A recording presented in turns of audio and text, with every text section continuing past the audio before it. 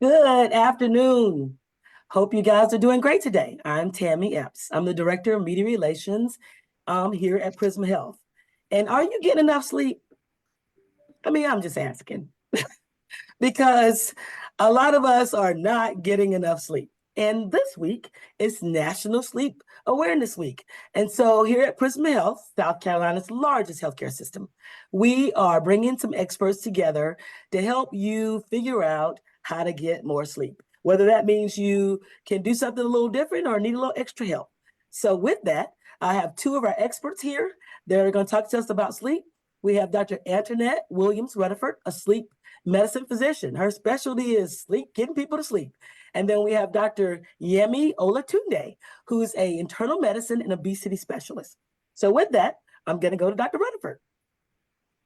Good afternoon, everyone.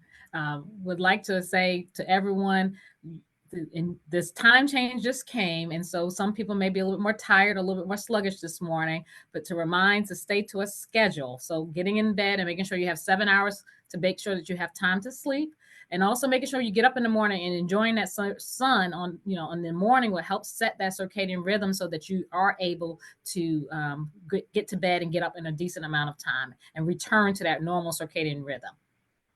All right, Dr. Rutherford, why is sleep so important to your health and how much do you need? I think you said some of that.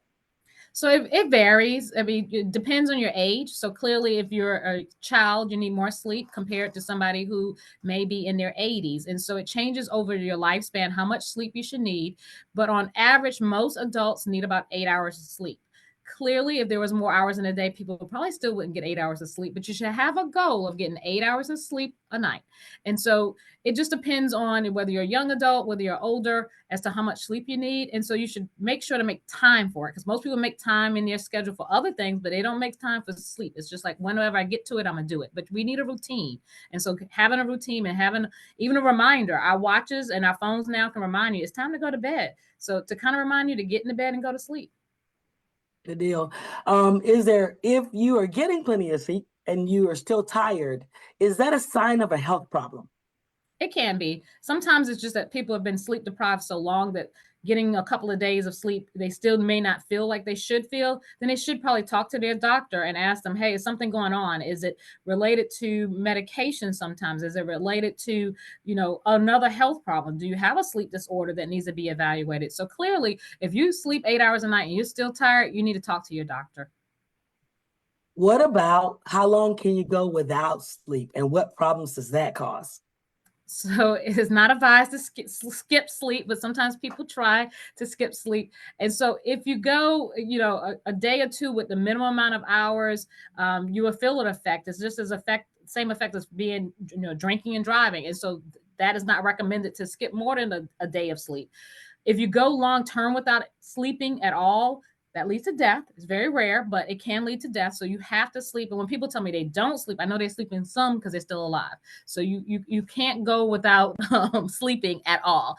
And there's a fatal syndrome that if you that people will die from if they don't ever get sleep. So you definitely have to make sure that you're getting sleep to make time for the body to reset. So when you're sleeping, things reset, whether it's your cortisol, whether it's things related to diabetes, your blood pressure.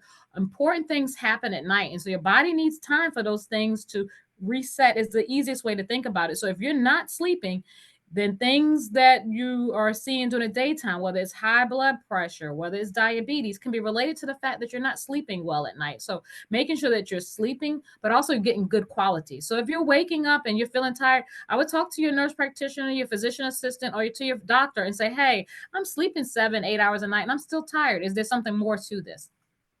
Dr.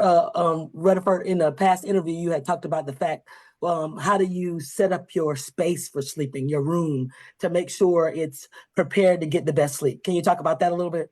Yes, I think everyone should have their bedroom as their haven from this crazy world. So making it spa-like. And that may be different for different people. Men might have one idea, women have a different idea, but making it so that you don't have the cell phone going off, your laptop for work. You shouldn't have the computer, the treadmill, kids' toys. When you walk into your bedroom, it should be nice, calm, and relaxing. So making it a place that you look forward to going to, but that also is not distracting. And some of those things, like a cell phone, I would say turn it off, turn it over. TV, kids' toys, exercise equipment makes your brain think about different things. And so you want it to be a relaxing environment. And so try taking the time to move the treadmill out that is holding the clothes, and making sure that when you walk in, whether you have candles, whether you have essential oils, or something that makes it relaxing to you. And your bed also has to be comfortable. Sometimes people buy beds and you buy it online and then you get it and it's not comfortable. And we all know if we travel and go into a hotel or somebody else's bed and it's not comfortable, you don't sleep as well. So making sure that the bed and the temperature are great for you, because some people cannot sleep when it's warm. And so making sure that you're not too hot at night would also help you with your sleep. Very Great. important. Thank you so much. We need all that sleep, so we need all to set it up. I think you made me laugh when you said the treadmill with clothes, because I'm sure quite a few people can identify with that Yes, exercise equipment that is really not being used in their yes, room. yes. What about a link between something like dementia and sleep? You mentioned So diabetes and other things. yeah, so if you're not sleeping as you get older, the impact of not sleeping can have a big impact, and whether it's related to increased risk of dementia, or whether the fact that if you have some underlying dementia and not sleeping well makes the dementia worse. So if you're having trouble with sleeping and you're waking up at night, or if you have a parent or grandparent that's getting up at night, the question is, why are they getting up at night? Is it related to dementia? Is it related to not getting good sleep? And so during the daytime, they're taking these cat naps. And so the brain changes in dementia. And so making sure that you have that sleep and the things that occur when you sleep are actually happening. So it's very important to make sure that if you notice that in someone, that you mention it to the doctor, because they may not remember when they go to the doctor. If they don't have a list written down, they may not remember to ask all these questions. And oftentimes when people go to the doctor, the internal medicine doctor, family medicine doctor, pediatrician, they're all looking at a lot of things. And so they may not get to that part with sleep. But if you bring it up, I'm sure they're like, oh yes, let's look at this a little bit further. So making sure that you remember when you go to the doctor, besides talking about your high blood pressure that may be uncontrolled, your diabetes, if there's some signs of difficulty with sleeping at night, whether this is related to dementia. So just mentioning those things. Okay, what about menopause and sleep? Says the people like me who are not sleeping. So again, this is where with menopause and sleep, there's different ways of looking at it. The first thing is making sure that you have a great environment. So the things that we talked about, making sure that your room is optimal, making sure you make it a priority, setting a bedtime. And so sometimes with my patients, I have to change their bedtime. Something that's very effective for menopause and that helps is something called cognitive behavioral therapy. And so just changing how we the brain thinks about sleep and changing how the brain works. And so that often helps with it, and making sure things like I've mentioned, temperature, even when you're eating, can affect how you're sleeping. So making sure that the timing of eating is right, the timing of exercise is right, because all of those things are very important for your sleep. Now, sometimes with menopause, it can be the hot flashes or hot flushes that are causing you to wake up. So making sure that you're cool. But sometimes we have to think about whether a medication can help with getting better sleep during this time period. Because oftentimes women in menopause wake up in the middle of the night, cannot go back to sleep. And so just making sure that everything in the environment is optimized, so that way you are able to sleep. And so it can be challenging, but it's something that we work on with patients to make sure that they can sleep, because menopause is a time of change that people forget about sometimes. All right, thank you. All right, we're going to go to Dr. Olatunde. Dr. Olatunde, so, weight is one of the things that can impact your sleep. How are weight and sleep connected? Okay, so weight, being overweight can lead to obesity, and obesity can also lead to being overweight. So they are interconnected in that way. So for example, if somebody is overweight, there can be constriction in their airway. So they're not able to sleep well, and that leads to something called obesity, obstructive sleep apnea. Also, if somebody has obstructive sleep apnea and they're not getting enough oxygen to their brain, they wake up fatigued, they wake up tired, they're not able to exercise, and this can also lead to being overweight. So being overweight can lead to um, not sleeping well, and not sleeping well can also lead to, being overweight. So they're interconnected in that way. And if you are having some problems sleeping, and you lose weight, does that help reverse like sleep apnea? Yes, absolutely. So some studies have shown that if you lose even up to 10 to 15% of your body weight, that can improve sleep apnea significantly. I've also had patients that lost weight significantly either through their lifestyle or through medication or had surgery, and they've had not to use their sleep apnea, their sleep machine anymore, the CPAP anymore. So yeah, it's improves sleep apnea in a great deal. Well, and I guess the reverse side of that is a lot of people who are trying to lose weight, they have all these other things that they're focused on, but sleeping is a part of helping your body lose weight too. Isn't that correct? Yes, absolutely. When you sleep well, you are able to tell your brain it's time to rest. You have enough energy reserve. There are some hormones that are released that help you to feel full, that don't improve hunger, like the leptin.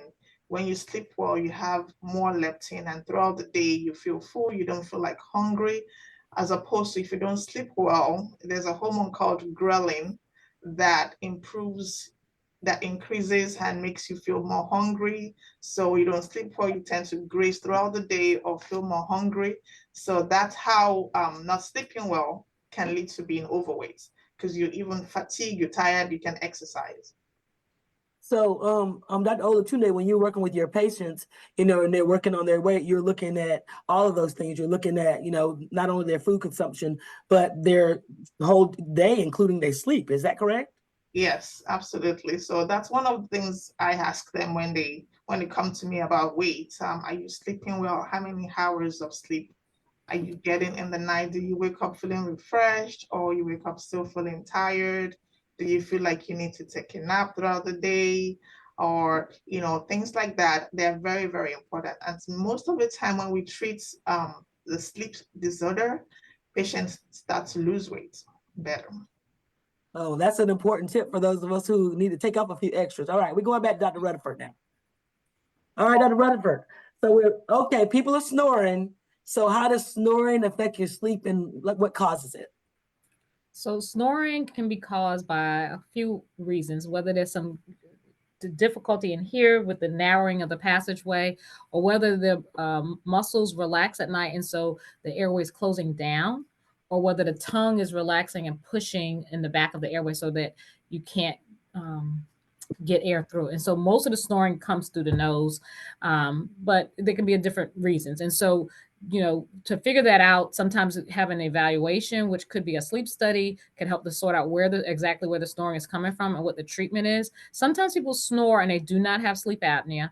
Obstructive sleep apnea. And so they just snore. And that snoring itself, can you imagine if you're snoring, then it leads to an arousal. So snoring frequently can lead to frequent arousals, and therefore you're tired just from the snoring. And so there's no oxygen levels dropping. There's, no blockage of the airway. It's just the fact that you're just snoring. And so snoring itself can be a reason to see your doctor, and if you're tired and fatigued, because you're having snore arousals, is the way that we look at it. Okay, so what can people do about snoring? I So mean, sometimes over the counter stuff you can try and see if that works. So sometimes people try the strips and put across. There's a different variety of them. There's some that sit in the nose, some sit on top of the bridge of the nose. And if that doesn't work, I would say see your physician, because sometimes it may be that they can look and see that you have a deviation because you had a broken nose that was never repaired. And so maybe you need a surgeon to take a look. Sometimes we can try like a nasal spray to open you up and see if that opens up the airway. So there's a couple of different things that we can try that are not as invasive as surgery before proceeding to surgery. And sometimes itself, you might be able to have a, a dental device too as an option to treat for snoring. well, have you seen? I don't know if you've seen Dr. Rutherford, the mouth taping. That there's some trend out there about people taping their mouth on TikTok. Is that a safe thing to do? It isn't. I've had some patients that do it, and it could be okay. I'm always surprised when people talk about it, but in some people, if you have underlying health problems, it could cause you more harm than good. So they may tape either their nose, they may tape their mouth. And what happens is that you're retaining, we all breathe in oxygen, we all breathe out CO2. And so if you tape your mouth, you could be building up your CO2 levels. And building up your CO2 levels is not a good thing. It means that you're not getting as much oxygen as you should. And your CO2 levels, if they build up enough, could lead to death. And so sometimes it could lead to headaches. There's other signs of it, but mouth taping is a no-no. There are other ways of maybe keeping your mouth shut. Sometimes people use a chin strap, that you can order from Amazon that could push and close your mouth so that you're keeping your mouth closed and so that all of the air is coming through your nose. But I would not recommend to do mouth taping. Good, thank you. Uh, and what about you're in the household and somebody in your household snores and that disturbs you from sleeping? When should somebody really say, oh, you know what, I really need to see a doctor about the snoring? So I would say if you're tired, fatigued, you definitely should. I often do get referrals because the bed partners, like, they can't sleep, even though the patient themselves is sleeping fine. They're like, I don't hear myself snoring, which is often the case. So if your bed partner is snoring and is disturbing your sleep, it's probably loud enough that they should be evaluated, because there's two people having a problem. The person himself that's hearing the snoring and cannot sleep, and then the bed partner may have a problem that they're unaware of because they sleep and they don't know what's going on. So I would recommend that if you have a bed partner that's snoring, to say, hey, tell your doctor the next time you go, or hey, maybe you go with them and say, hey, doc, this is what they're doing at night. Oftentimes I have patients also record their bed partner with their phone and send it, with them to the office visit so that we can see what's actually happening. Because again, people are sleeping at night, they're unaware of what's going on, and they often will say, I don't have a problem. But seeing the recording is often enough for them to know, hey, I do have a problem and I need to talk to somebody about it. So I would say, go ahead. No, I was gonna say, if you're snoring, I would make sure to tell somebody. And I know you're a sleep physician, so tell people what happens when they have a sleep study. What happens with that? So it depends. When we bring them in for a consultation, we decide after talking to the patient, do they need it? Because sometimes I talk to people and I'm like, we don't need to do a sleep study. But majority of the time, if they need a sleep study, then deciding whether they need to go somewhere and spend the night. So that would be an in-lab sleep study where you go somewhere, you spend the night. The techs do everything for you, and you spend the night. Usually come in about 8 o'clock and then leave about 5 or 6 o'clock in the morning, which is early for a lot of people. But Prisma Health does have a location that's in a hotel, so that's nice. And then the other option is a home sleep study. So you can do it in your own bed. It's not as complicated. You don't have all this stuff on your scalp. You don't have leads that you're attaching. Is very simple, and there's different forms of home sleep studies. And so you can do it in your own bed. And oftentimes people like that study. That study, however, only looks for sleep apnea. When we're looking for other sleep problems, we need to do an in-lab sleep study. So once we do the consultation, we decide which one is better for the patient and then send them for it. And then once we have the results, we discuss the results and make sure that we can come up with a treatment plan that is optimal for just that patient. So we discuss, what would work and what wouldn't work, because we want to do things that will not work and fit into your lifestyle. Right, good, thank you. We're gonna go back to Dr. Olatunde. All right, Dr. Olatunde. So a lot of people have been may use like a melatonin or something to try to help them get sleepy. Is that something that your patients use and you have recommended, or have any other herbal kind of things that they might help them sleep? Yeah, so melatonin is a natural hormone that is in our bodies naturally. It's produced by the gland called the pineal gland. And so the body already has some melatonin. So using like over-the-counter melatonin kind of just augments what you already have in your body. And it responds to low light. So you're naturally producing this when the lights are dim and, kind of trying to prepare you to fall asleep. So using over-the-counter melatonin can help.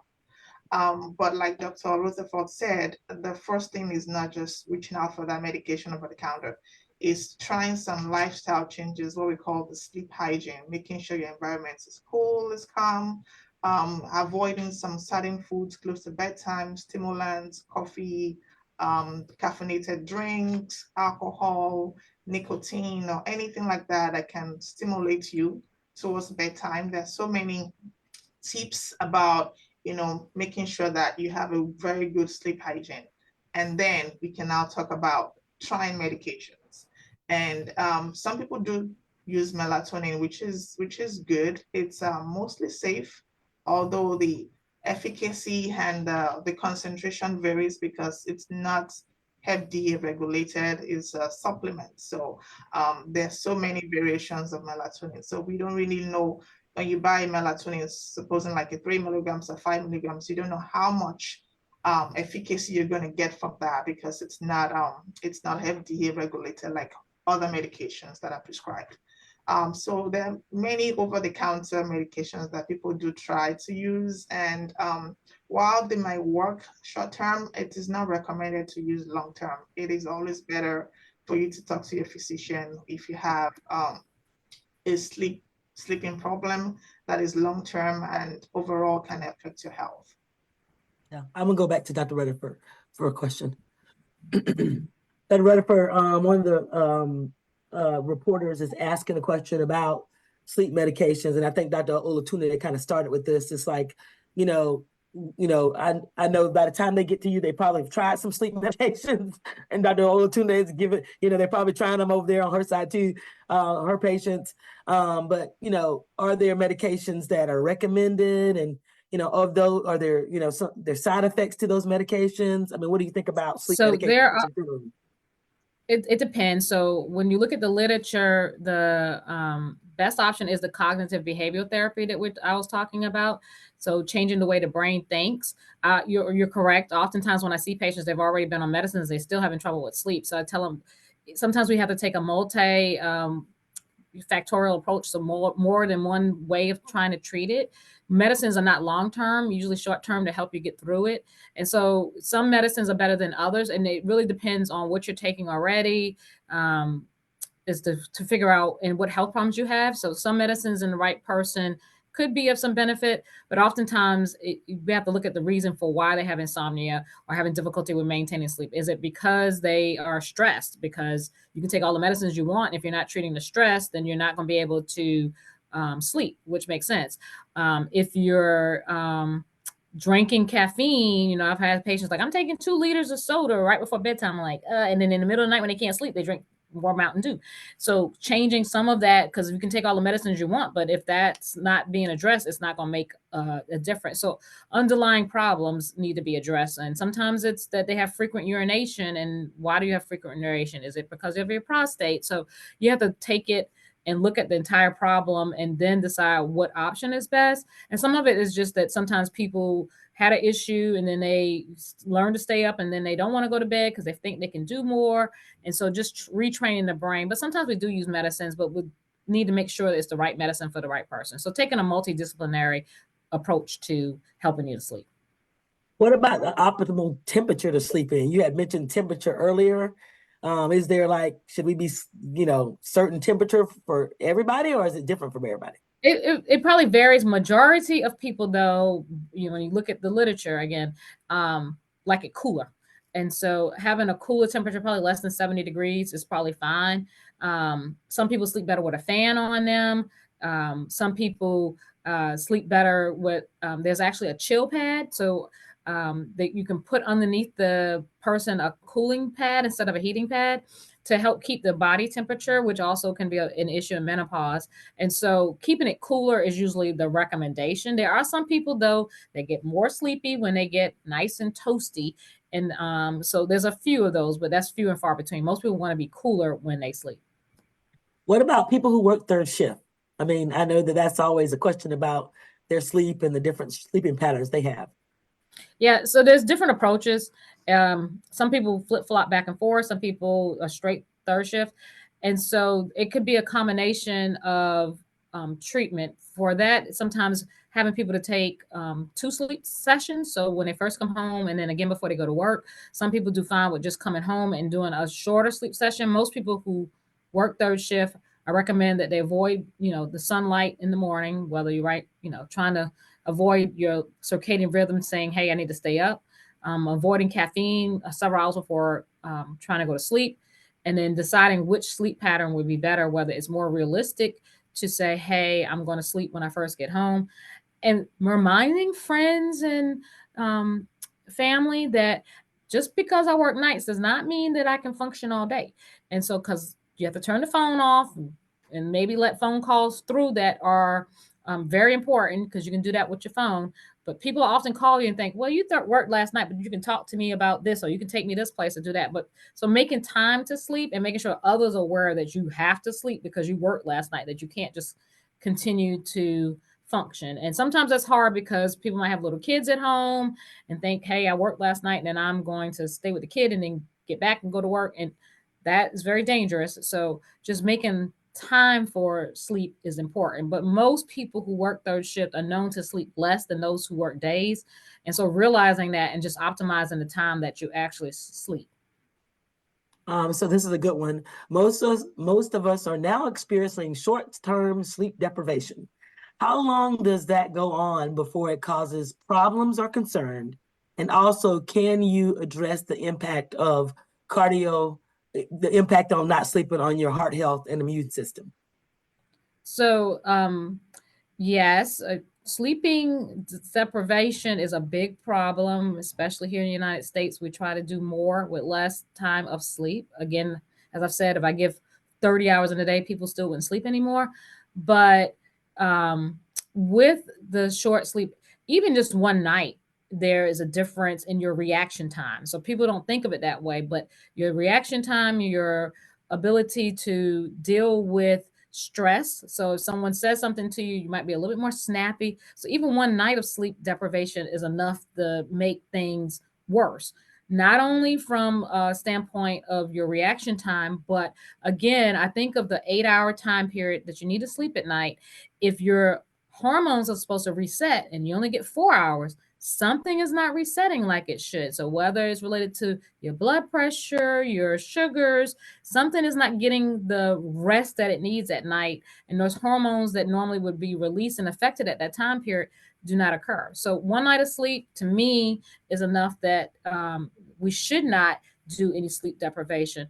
Along those lines, people who have sleep apnea can have increased inflammatory markers, because if you're not sleeping well at night, if you have sleep apnea or don't have sleep apnea, you still have a shorter lifespan than someone who does sleep well at night. And so short sleepers have problems, even if and it can be heart problems too, high blood pressure, higher risk of heart disease. So there's an inflammatory component to sleep apnea. There's a mechanical component to sleep and sleep apnea, but there's an inflammatory component to not sleeping well that leads to inflammatory markers, which leads to those problems with high blood pressure and diabetes, which why if you're not sleeping and you're a short sleeper, there's problems, even if you have no other underlying sleep problems. So making time for sleep so that you don't have these inflammatory markers, which then put you at risk for other problems, including heart disease, is very important. And it's just that people don't want to take the time to sleep sometimes because they're like, oh, I can wash some more clothes. I can do this. I can answer a few more emails, or I can watch another movie. And nowadays, the way TV works, people can keep watching TV and keep watching TV before they can find a remote to turn it off. And so that leads to people getting a whole season done and not sleeping at night. So you have to remind yourself, I think, set a reminder that I need to go to sleep. Right. Okay, I'm gonna go back to, I don't think we have any additional questions. I guess one of the things somebody mentioned is just, what are some of the things that, we talked about some of the things that interrupt your sleep, like hot flashes and frequent bathroom trips. But I think what are other things that people probably don't think about that would probably also interrupt your sleep? I guess you talked about temperature too. Temperature. I think eating, the timing for eating. So reflux, heartburn can interfere with your sleep that they don't think about. Grinding your teeth at night, which can be a sign of a sleep problem, that can interfere with your sleep. And then I talked about the mattress, but pain. So if you're having pain issues, you're not going to sleep well at night. So making sure that that pain is treated. And clearly, like anxiety, stress, if you're thinking about, oh, tomorrow I gotta take this child to this place, and that my boss wants me to do these 10 things, and if you think about all those things at night, you're not going to be able to sleep. So learning to clear your mind, making your bedroom your haven, and making sure that you can relax at night. So those are the main things that I see. And then people, like I said, bringing soda to bed and caffeine to bed. So changing some of those habits and making sure that you think of your bedroom as a spa. When you go to a spa, there's not a lot in there, but when you walk into a spa, it smells good, it feels good, there's relaxing music. So making your bedroom feel the same, that it's relaxing when you walk into it. All right, I'm going to go to Dr. Olatunde for her final thoughts. Dr. Otule, we had some good conversation here. Didn't know if you want to add any final thoughts. Yes, so sleep is very important. It's important not just for, menopause or for your weight. It's important for your cardiovascular health, your immune system, your overall health in general. So try to get as much sleep. There's some tips that have been mentioned today about how to get enough sleep. So try to incorporate this. You might have to eliminate things one after the other, caffeinated drinks, bringing phones and watching TV late into the night. Try to eliminate those. And if you still have problem, talk to your primary care providers. Final thoughts from Dr. Rutherford. Dr. Rutherford, what would you say to those people out there? They're like, I'm not sleeping. I would say, especially with the time change, get into bed, even though it's harder to get into bed, and make sure to get up in the morning, which is really hard. I'm sure a lot of people this morning were reaching for their caffeine as soon as they got out the bed, but making time for going to sleep. And just like, the immune question, people who don't sleep, they do have more of a risk of getting a cold and virus. So this time of the year, make sure that you're getting your sleep for lots of reasons. And if you don't want to be sick, that's another reason to make sure that you're getting your sleep at night. So, and when you're having difficulty, as we said, talk to your provider to make sure that is this really a problem and what can be done about it? Is there more to it than just, hey, I just need to go to bed and make time for going to bed? Thank you. Thank you for joining us. We know that many of us need some advice when it comes to sleep. We'd like to thank our experts, Dr. Antoinette Williams Rutherford, our sleep medicine physician, and Dr. Yemi Olatunde, who's an internal medicine and obesity medicine specialist. If you have additional questions on our Facebook page, please put those questions in the chat and we'll try to get you an answer. Thank y'all for joining us and try to get some sleep out there. Have a great day. Thank you.